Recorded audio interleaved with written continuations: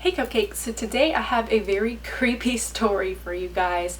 This was about the time that I had a peeping Tom, and this was the year before I bought my house. I was living in an apartment, and it was before I met my husband, and I was dating a guy. We'll call him Craig for the sake of this video. And we weren't living together. I was living with my mom, but he was over at my house one night, and the way my apartment was set up was my bedroom was at the front of the apartment, so my window was right off of the front door, and our actual apartment was on the back side of the building. And next to us on one side was the model apartments, and nobody lived in that one. And the way it was set up was actually kind of creepy, because in order to get to the back side of the building, you had to walk through. It was kind of like a little tunnel thing, but actually what you were doing was walking between the two apartments and underneath the apartments above you. So it kind of was like this long tunnel thing that you would go through to get to the back of the building, and that's where my apartment was.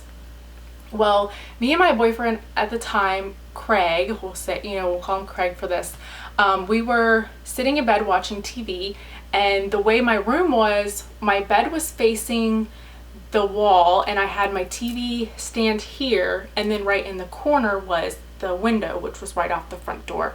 Hopefully I'm painting a clear enough picture for you guys to understand what the setup was. But we were laying in bed watching TV, and he happened to glance over to the window, and I had the blinds down and they were closed, and he was like, I just saw somebody looking in the window, and when I looked there was nobody there. So I was like, okay, maybe it was just somebody walking by or whatever, which was still kind of weird because the way it was set up, you wouldn't really necessarily just walk by our window. You actually really had to be trying to go in front of the window to get to it. So we're just sitting there watching TV, and I'm just glancing up every so often, like, is there somebody out there? What's going on? So I happen to glance up, and I can see the figure of somebody standing there. I couldn't really see exactly what they looked like because the blinds were closed, but you could see the outline of somebody. You could tell they're wearing like a white t-shirt, and it was a really tall male, pretty slender, and he had like very light, like blonde bleached looking hair. So as soon as I look up, I see him and I scream. Like, I look and I'm like, ah, like freaked out. And Craig happened to look out the window at the same time. And the guy that was looking in the window, I guess when I screamed, he could hear me, and he took off, right? Which of course sucked. Like, that's not what we really wanted to happen. We wanted to see him and not let him know that we saw him, so that Craig could go out and try to get him and see who he was or whatever. So I call the police, and I'm like, somebody was looking in my window. So the police come out there. They come out there with the canine dogs, and they're sniffing around and everything, trying to find this guy.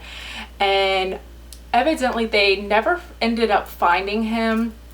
I did talk with some of the neighbors, and they said that one of the neighbors said that she had a younger daughter. I don't know exactly how old she was. I think she was like a young teen, and she saw someone outside of her window talking on her cell phone, and the description did kind of sound like the same guy.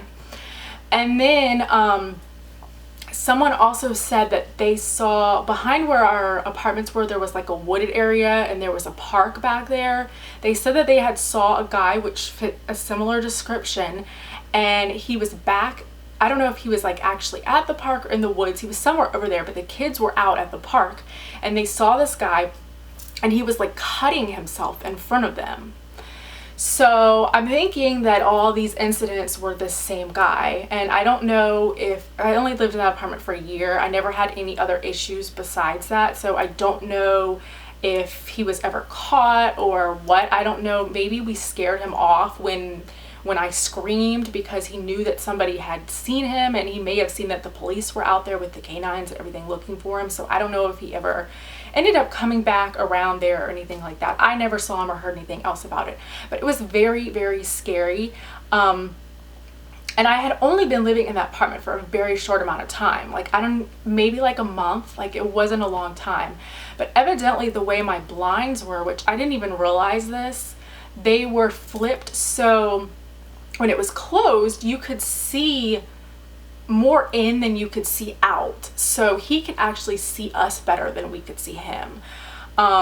It really did freak me out, because after the fact, me and Craig were really talking about it, and we're like, I wonder how many times that guy's been out there, you know, like what are the chances that he just happens to come into a young, you know, I'm not gonna like toot my own horn, but I mean, I don't think I'm ugly, you know, and a decent looking young girl's window. Like, what are the chances? He had to have kind of known whose room that was to have picked that apartment to be looking in. And we were just thinking, you know, what if that guy had been looking in there a lot of times? He could have seen me changing, he could have seen anything. And it was also scary too, because I don't know if he had been watching me from afar. Maybe he had seen me get out of my car one day and, you know, found out which apartment I lived in. I mean, there's just so many things. And a lot of times when I would go over to my boyfriend's house, I would come home late at night, and it was just me and my mom that lived in the apartment. So what if this guy was like stalking me, or, you know, seen me get out of my car one night and tried to follow me and do something, kidnap me, or, you know, break into the house? I mean, you just never know. There's some really, really crazy people out there, and you just never know what somebody's gonna do, what somebody's capable of, what somebody's thinking.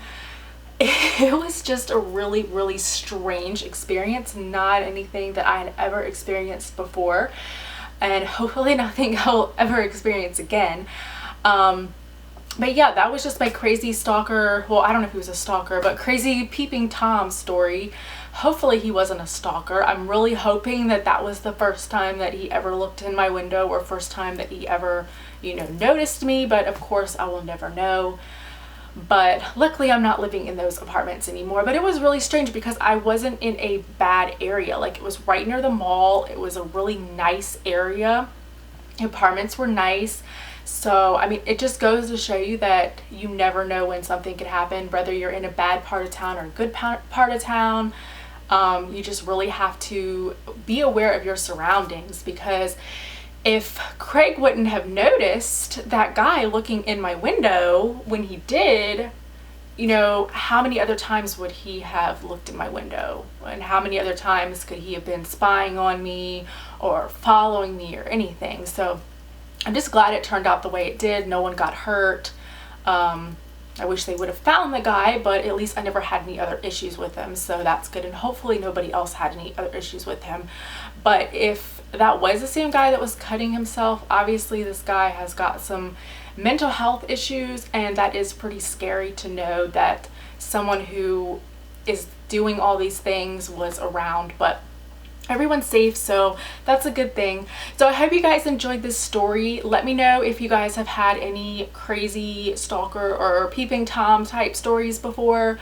Also, make sure you give this video a thumbs up if you want to hear more stories. I do have a couple other stories that I want to share with you guys, so make sure that you let me know if you want to see those. And don't forget to follow me on all my social media. It's Cupcake Shark, same way it's spelled here. It's all linked down below. Don't forget to hit that subscribe button so you can see more great videos and crazy videos and hear some more stories. And as always, thanks for watching. Bye.